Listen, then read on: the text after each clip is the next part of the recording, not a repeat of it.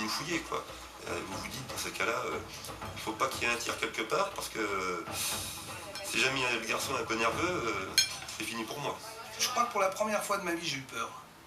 J'ai eu peur, je me suis dit, là, on risque gros. Ce soir-là, on fêtait Noël. Hein. On avait fini de faire notre mission. Il devait être donc, on était, je me rappellerai encore, on était en train de fêter Noël entre nous. Hein. Donc, on pense à nos familles qui étaient restées donc en France. On est avec des équipes de reportage de différentes chaînes. On est avec l'équipe de France 2, France 2, France 3, l'équipe humanitaire et Bernard Kouchner. Et on n'a absolument rien à manger parce qu'évidemment, on n'a rien prévu. Mais c'est compté évidemment son ingéniosité militaire et tout d'un coup il y a des boîtes de rations militaires qui sortent d'on ne sait où et une ou deux bouteilles de champagne. D'un seul coup, on a entendu tirer. Alors, on s'est dit qu'est-ce qui se passe? Et là on a vu le chiffreur de l'ambassade de France arriver avec des journalistes d'ailleurs d'Antenne 2 je crois. Et donc avec une blessure au bras, il avait une balle qui avait fait une plaie en V, je crois, au niveau de l'avant-bras. Et quand ils rentrent, ils disent il y a quelqu'un de l'antenne 2 qui est resté par terre. Donc là, à ce moment-là, je sors. Et là, ça a retiré. Alors, comme j'ai toujours dit, je pense que c'est des tirs maladroits de méprise. Ces équipes et postes de secours installés, le médecin colonel Julien tente de faire le point sur les besoins médicaux des Roumains, alors que les informations les plus alarmantes circulent. On me dit que Brasov brûle, que Cluj, ils sont en train de s'entretuer. Alors, il faut... Essayons de savoir ce qui se passe à l'extérieur de Bucarest. Et là, comme je retrouve Médecins du Monde, Médecins sans frontières, la Croix-Rouge, etc., alors je charge tous ces organismes non gouvernementaux. Eh bien écoutez, vous allez à Brasov, et puis vous allez voir ce qu'il y a à Brasov, vous allez à Cluj, etc., vous allez à Timișoara, vous allez, bon. Et j'envoie des espèces de missi dominici dans les grandes villes de Roumanie, avec consigne de se renseigner. Bernard Kouchner, effectivement, va prendre contact avec ses homologues, et moi je suis chargé de faire, je me charge de faire le bilan objectif de ce qui se passe dans Bucarest. Et je dirais qu'on arrive dans l'après-midi et le soir même, je comprends que la situation n'est pas celle qui est ressentie ni en Roumanie, ni dans les pays occidentaux. Finalement, ce n'est pas d'action humanitaire qu'ils ont besoin, c'est de liberté et d'espace. Alors, ça explique donc un certain nombre de réactions que j'ai bien senties en parlant hier au président et au Premier ministre, qui dit que ce qu'ils ne voulaient pas, c'est finalement, je suis désolé de vous le dire, mais l'aide extérieure. En réalité, ils ont une hantise, c'est de faire passer un message qui dit il n'y a pas eu de coup d'État. Il n'y a pas eu d'aide extérieure, il n'y a pas eu de préparation. Ce n'est pas l'Union soviétique ni Gorbatchev qui ont fait ça, c'est nous. Ça c'est très très clair, d'abord ils me l'ont dit. Le seul message qu'ils m'ont demandé de faire passer, le président du Conseil de salut national et le Premier ministre, c'est celui-là. Nous n'avons été aidés par personne. Alors nous qui venons leur apporter de l'aide, c'est un peu curieux, évidemment. Vous voulez dire sur le plan politique, ils ne refusent pas l'aide humanitaire. Conform aprecierilor celor din armată, n-aveam nevoie.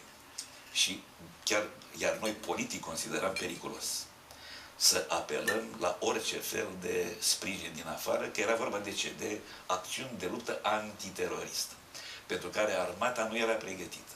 Din acest punct de vedere, au vorbit despre posibilă asistență pentru astfel de acțiuni. J'en rends compte d'abord à l'ambassadeur, et puis ensuite j'en rencontre à la direction de la sécurité civile.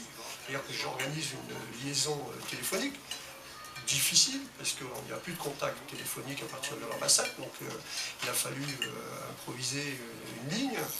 Et je rends compte l'état de la situation exacte. Notre mission, c'est d'assurer les liaisons. Les liaisons avec Paris. Et là, effectivement, je ne suis pas cru, parce que pendant que nous étions partis à Bucarest, on continue de préparer des colonnes d'intervention, y compris les colonnes d'intervention armées. Je prends les responsables gouvernementaux français complètement à contre-pied. Je veux dire, ils ne me croient pas au départ. Ils disent mais c'est pas possible, ce que vous nous dites, c'est pas possible. J'envoie un premier papier à ma rédaction dans lequel je dis Voilà ce qui fait penser à une révolution. Cette situation un peu absurde, etc. Ce climat incroyable qui existe dans cette capitale dans laquelle il semble qu'il n'y ait plus personne.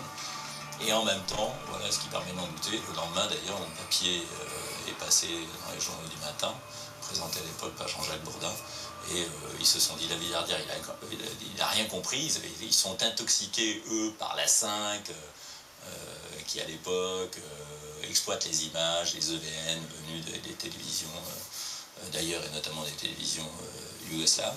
L'information remonte jusqu'à Matignon. C'est, si vous voulez, une information capitale pour l'engagement de la France. Enfin, bon, il faut réviser complètement ce qui a été préparé.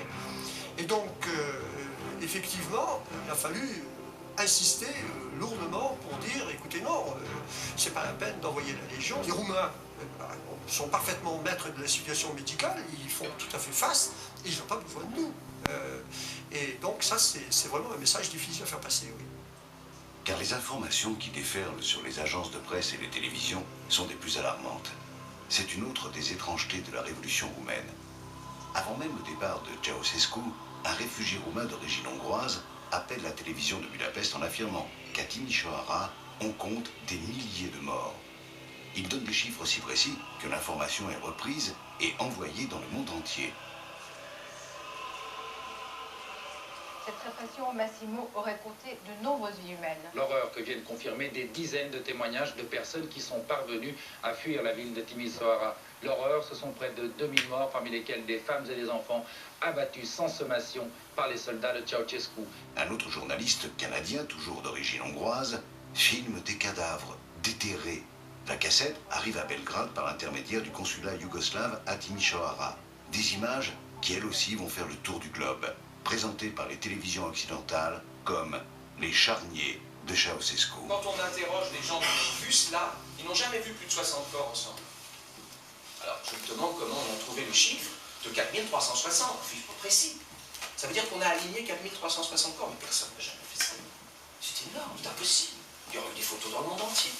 Donc quand on réfléchit à ça, finalement, on se dit d'où est venue l'information. Ben, elle est venue d'une agence de presse hongroise. Il y a un décalage incroyable pour moi en tant que journaliste, d'abord parce que c'est vrai que c'est la première fois que je couvre un événement de ce genre. Voilà, donc je suis évidemment impressionné.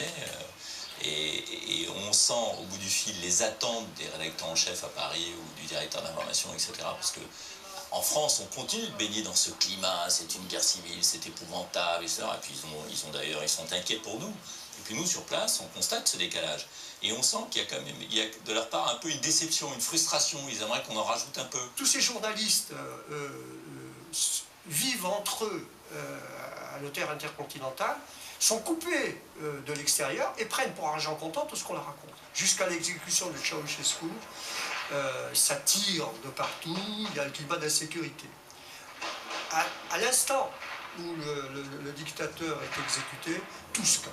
Je veux dire, il n'y a plus un coup de feu, tout le monde ressort dans la rue. Enfin, c'est extraordinaire. Je veux dire, il y a un changement d'ambiance quasi instantané. Un tribunal extraordinaire juge Nicolae et Elena Ceausescu et les condamne à mort. C'est le 25 décembre. La sentence est immédiatement exécutée par des soldats qui n'attendent même pas l'ordre de tirer, vidant leurs chargeurs avec rage sur les anciens maîtres du pays. Ceausescu Nicolae, Ceausescu Elena, la pedeapsa capitală. Lorsque le couple Ceausescu est exécuté, enfin, je crois qu'il n'y a pas 1%, même pas 1% de la population qui serait contre ça. Tout le monde était tout à fait délivré de la peur que ce régime pourrait en quelque sorte revenir et continuer.